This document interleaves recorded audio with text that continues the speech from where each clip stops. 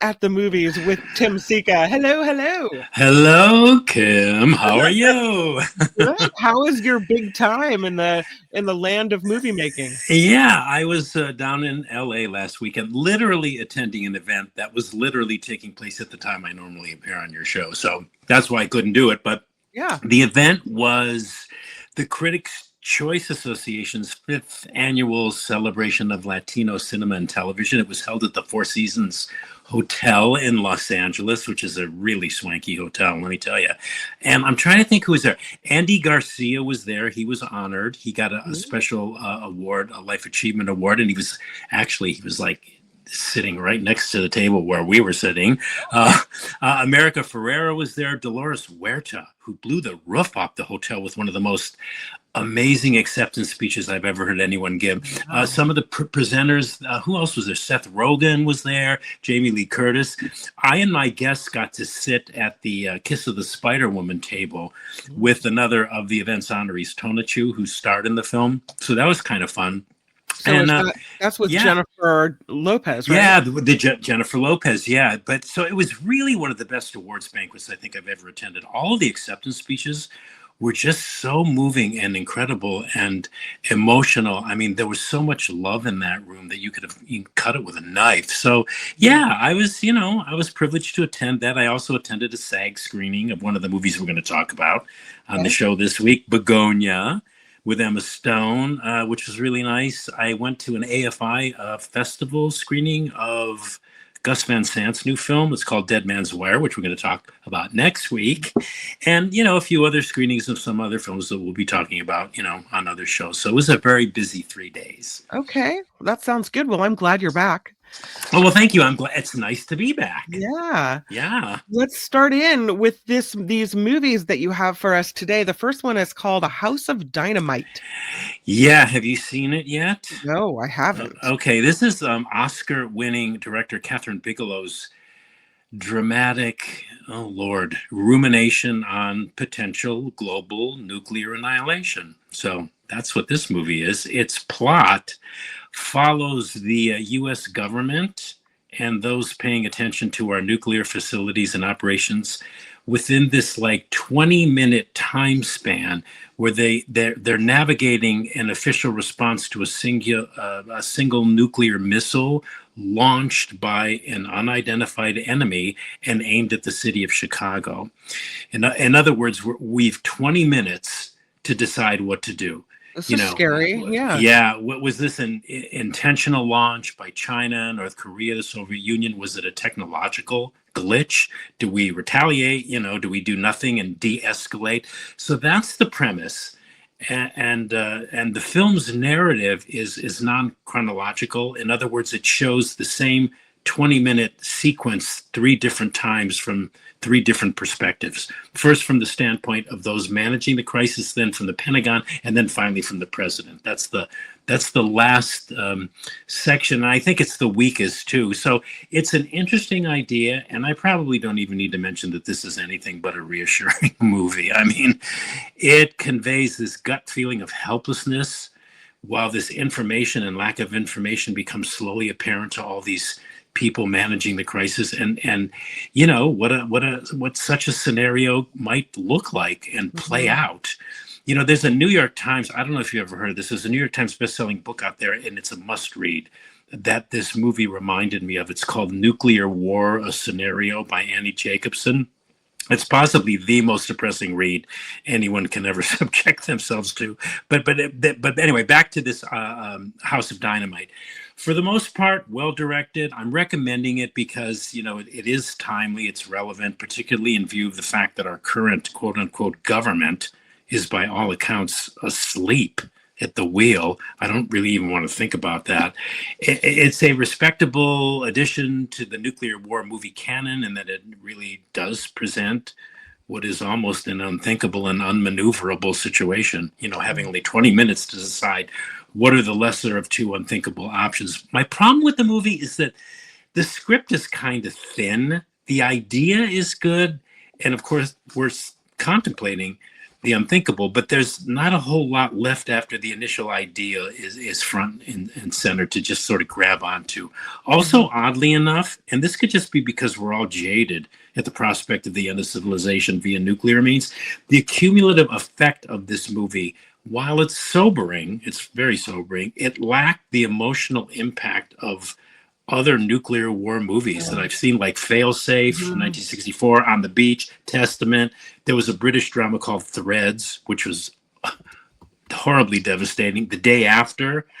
Those movies left you with a sense of total dread, shock, and depression. This one, you feel, well, I felt anyway, okay, this is probably going to happen anyway. So let's, in the meanwhile, just distract ourselves with life and life's smaller problems and enjoy life while we can. I mean, that's kind of what my takeaway was. So it's a good idea.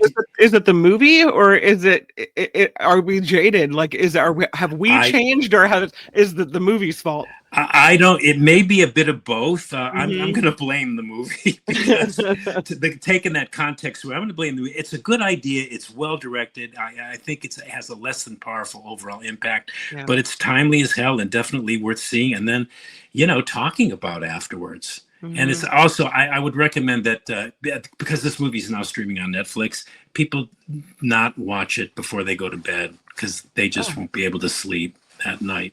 You'll have nightmares. Nice. Okay. Yikes. Yeah. That sounds like it does have emotional impact.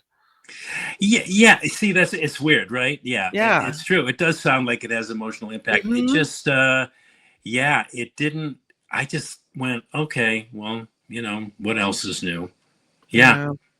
That's just me, Next movie is called Hedda. Yes, Hedda.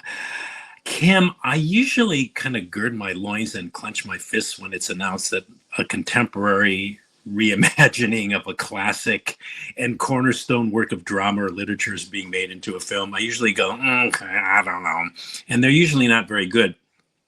That was my first reaction when I heard of Hedda, which is director Nia DaCosta's reimagined and updated interpretation of Henrik Ibsen's play, his 1891 play Hedda Gabler, which I don't know if you ever read. We had to read it in college, but it's a play about a woman and a daughter of a general who's kind of trapped in this marriage, and she's living in a house that she doesn't want to be in. And so it's a story about freedom, individual freedom, and what that actually means, the notion of freedom, and are we ever really free, even if we get the things we think we want. So this is a version of that landmark play, which has been kind of canonized as a masterpiece of world drama, seen through a rather daring, I would call this movie daring, and contemporary lens, with some very thought-provoking changes to the original text. The play was written in the early 1890s in Norway, but DaCosta's version relocates the story to 1950s post-war England. So that's kind of interesting. Some characters are gender flipped or reframed. Hedda is much more sexually complicated, shall we say, than she was in Ibsen's original. And the role here is extraordinarily played by Tessa Thompson, who's in the poster there, in a portrait that is, it's at once manipulative, vulnerable, but also trapped by societal expectations of how she's supposed to be. The movie explores questions of power, desire, identity. This is a very, very vivid movie. It reminded me in some ways, and I mean this as a compliment, to Dangerous Liaisons in its portrait of how people with wealth and power can exploit others for their own amusement and selfish ends. So considering how these contemporary movie reimaginings can often feel superfluous or redundant, this Hedda is anything but, and it was a very nice surprise. It's a very good movie. It's suspenseful, it's colorful, it's beautifully acted, tragic, but also extremely entertaining.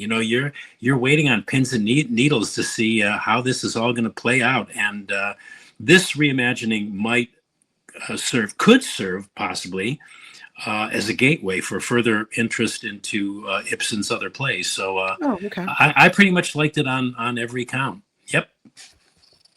Liked it on every count. Okay. The next one is called Stitch Head, and the poster's kind of Yeah. silly. Yeah, Stitch Yeah. Head. This is obviously an animated feature. It's a nice Halloween appropriate Mhm. movie for kids. It's directed by first timer Steve Hudson. It's based on this 2011 novel of the same name by Guy Bass, and it's a variation on.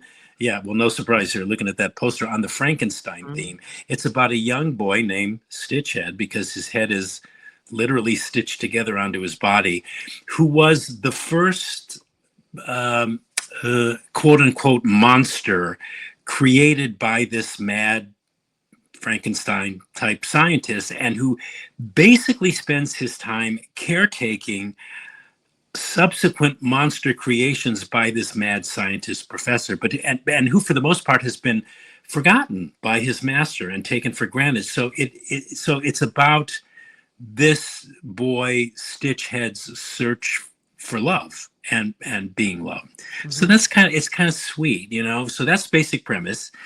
And considering how many animated features are out there, this one is pretty good. It's nicely paced. It's cute. It's funny. Yeah.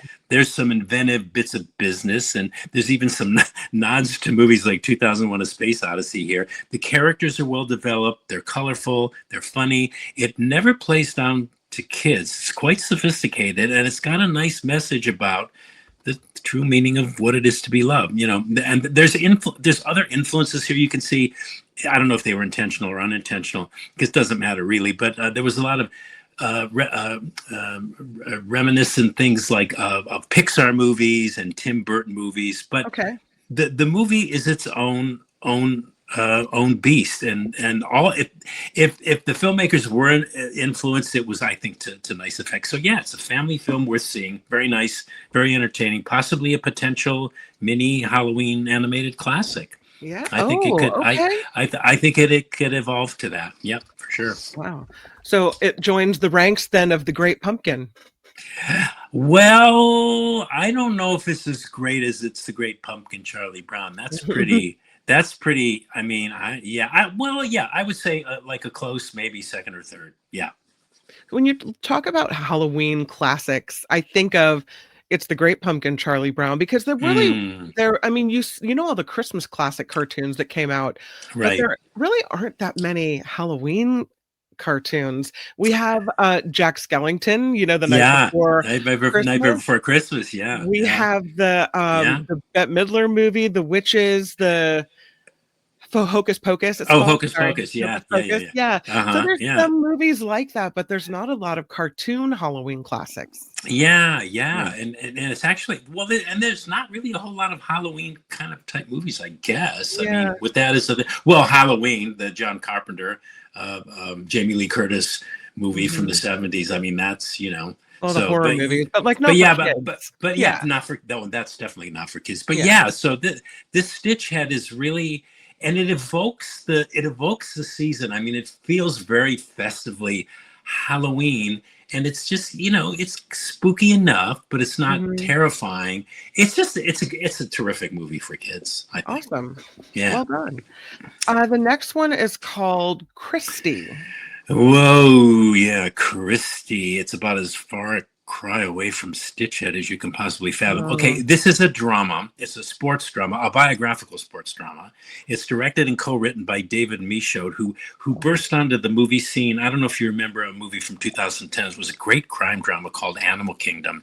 Anyway, it's the same director of Animal Kingdom, which is very intense, very strong, very powerful crime movie, which is also another way to describe Christy, although it's not a crime movie, but it is intense, it's strong, and it's powerful. It's based on the life of someone I had never heard of before, Christy Martin, hmm. who was a professional and highly successful female boxer in the 1990s. And this movie chronicles her life and her rise to becoming the first female boxer elected to the Nevada Boxing Hall of Fame in Oh, 2016. So while this is in the end, Kim, an uplifting story of a woman's survival, it's also a very intense one of domestic abuse. oh, Christy Martin, at the beginning of her career, she married her manager, Jim Martin, played by at first, almost unrecognizable Ben Foster in a part he does so well, that of the male sleaze pig,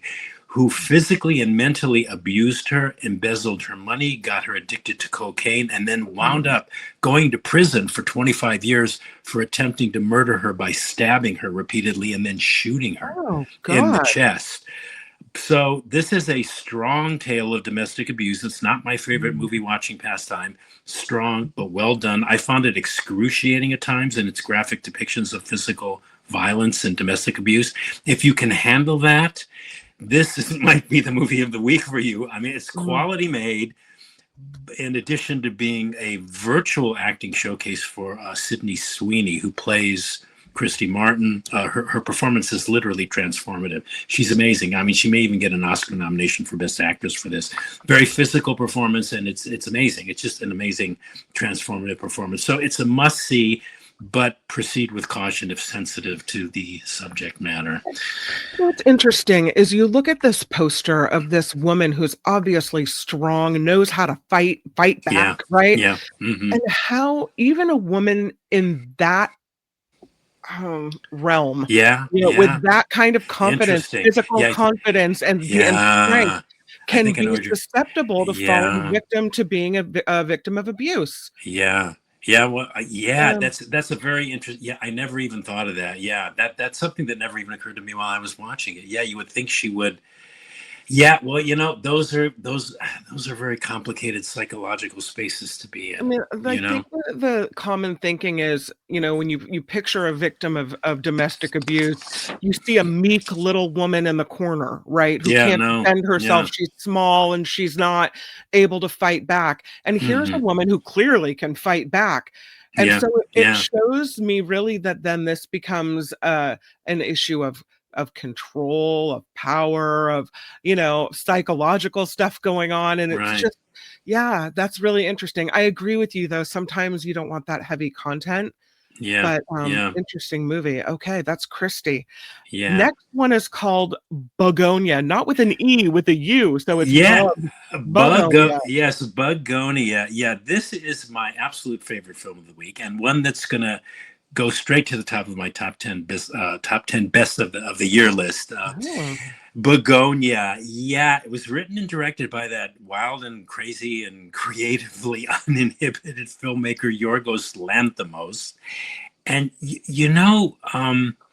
Kim, this again is one of those movies that the least you know about it going in, the better the experience of it, I think will be. But I'll tell you a little about basically what it's about. It's about these two guys, these two young men, played by Jesse Plemons and a new actor I've never heard of before called Aidan Delbis, both conspiracy-obsessed people who kidnap a powerful pharmaceutical company CEO, played by Emma Stone, who had her head shaved for this movie, because they both believe that she's secretly an alien who wants to destroy Earth. So that's the premise, and that's all you're going to get from me about what you'd expect to see. But I will tell you that this is Yorgos Lanthimos' best film. He also directed The Favorite, The Lobster, and the recent Poor Things, which also starred Emma Stone. Actually, it won her a second Oscar for Best Actress. He makes very distinctive films, very weird films. He's actually a part of a postmodern film movement known as the Greek Weird Wave. He's very absurdist. He's very eccentric. He's wild and crazy. And sometimes you think, oh my God, this guy's insane. But this movie, Bugonia, is all of those things. Yet I think it's his most accessible in terms of pure, colorful, and wild entertainment with a timely and sobering message. It's stunningly photographed. It was shot in VistaVision. It's just incredibly acted. I mean, Emma Stone's going to get another Oscar nomination for this, I'm sure. Hopefully Jesse Plemons will be singled out as well. But it's also alternately hilarious, shocking, and horrifying all at once. So yeah, I don't want to say too much about it other than I think it's bold, it's brilliant. Your kind of mouth is hanging open half the time when you're watching this movie. But take my word for it, it is one of the absolute best films of 2025, and I cannot recommend it highly enough. Okay, that is Bugonia. And lastly, Tim Sika's classic movie wreck of the week comes from 1961, and it is called The Innocent. Yeah, The Innocents. Yes, it's Mhm. Halloween today, so I thought I would recommend as our classic movie pick of the week. It was either going to be Robert Wise's The Haunting or this, and I chose this because it won the coin toss. So, but anyway, this is one of my favorite movies. It was also the one that Deborah Kerr, the star of the film, who's in the poster there, felt was her best on-screen movie acting. 1961 Gothic psychological horror film. It's called The Innocents. It's based on the novella, 1898 novella, The Turn of the Screw by Henry James. The screenplay was adapted by William Archibald and, of all people, Truman Capote, who used Archibald's own 1950 stage play, also titled The Incidents, as sort of like a primary source text. But the plot follows a governess, played by Deborah Kerr, who watches over two children and comes to fear and ultimately believe that the large estate that these kids live on is haunted, and that the young boy and the girl are being possessed by apparitions, by ghosts. So yeah, this is an impeccably supernatural horror film that builds suspense slowly, subtly, inexorably. It's you don't really see a lot, but you think you see a lot because it really plays with your head. Deborah Kerr is in top form here. She enacts this role that takes perfect advantage of her. She always had this respectable and proper on-screen facade, but they use that really well because it's like her wrestling with this unspeakable turbulence that's underneath the surface. So I mean, she's perfectly cast. She's amazing, and it's literate. It's literate Gothic horror. It's faithful to the Henry James novel, and the horror and horror rather that Mhm. skillfully manipulates the viewer's own imagination as few films can do. I don't think I've ever seen a film that did that as well as this did. It's like a brilliant mind screw with Deborah Kerr doing this masterful acting job of creating this sense of repressed hysteria. It's a great movie. It's tailor-made for a Halloween watch, but it's also a near perfect movie also for anytime viewing. So I believe, yes, I am. No, yes, I can tell you for a fact it's available on Amazon Prime. You can Okay. rent it there. And it's from 1961, and it's a 64-year-old supernatural horror movie classic for your Halloween pleasure. Very good Ah, one. yeah. Yeah. Okay. All right, let's recap it, my friend. The first movie you had was The House of Dynamite. You said it's timely and relevant, and you recommend it. You said it was a good idea. You did find the script a little bit thin, and you thought it Yeah. lacked emotional impact, and you had this warning, don't watch it before bedtime. That is House of Dynamite.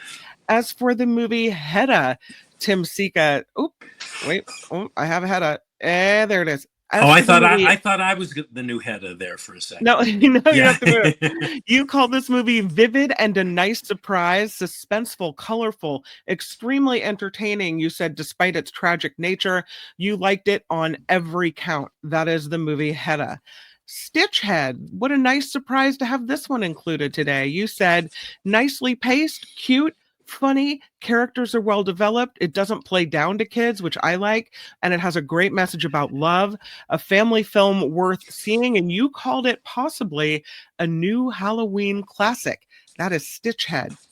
Christy, you said it's an uplifting story that does include a lot of domestic abuse that's pretty brutal. So, warning there. But you said it's strong and sometimes excruciating, but a quality movie. And you said you think that Sydney Sweeney may get an Oscar nod for this one. It's called Christy. Bugonia, possibly another Oscar nod movie for Emma Stone in this movie. You said it's colorful, wild entertainment, stunning photography, hilarious, shocking, and one of the best films of 2025, Bugonia. And as far as your classic movie recommendation of the week, it is The Innocents from 1961, streaming on Amazon or on Amazon Prime Video. This you said is one of your favorite movies, a supernatural horror film that builds suspense and plays with your head and manipulates your imagination. You said it's a great movie and it's perfect for Halloween. That is The Innocents. So there you go. There we go. Mm-hmm. Yeah, we got through a lot this week pretty quickly too, I think. Did. Oh, a comment from Eileen. She said of Bugonia, glad the movie is good. Sweeney does the obligatory sex symbol to not super attractive transformation now to prove that she can act. Mm-hmm. Interesting comment. Yeah. So that's regarding Bugonia, I think. So, oh no, that's regarding Christy. Oh, regarding Christy. I'm sorry, regarding Christy. Yeah. My apologies. Yeah. Sometimes that is an interesting comment, because sometimes when somebody whose career or image is very reliant on sex appeal, when they de-glam, it's like they're automatically sort of like you're paying attention to them, because they're discarding their trademark looks and going for something presumably a little deeper or something. Like, was it Charlize Theron in Monster? Who did that too? And you're like, oh. Yeah, and I remember one of our classic movie recommendations was Grace Kelly. I mean, she's one of the most beautiful women on screen, and she actually won an Oscar when she de-glammed for The Country Girl. Yeah. So Nullifidian says Stitchhead looks like fun. It is. So, it's great fun. Yeah. Excellent. Tim Sika, thank you for coming back, and thank you for all the great movie recommendations. I look forward to seeing you again next week. Thank you, Kim. And I missed you guys, and I'm glad to be back, and I can't wait to talk to you all again next week. At the Movies with Tim Sika. Bye, Tim. Bye, Kim. Bye.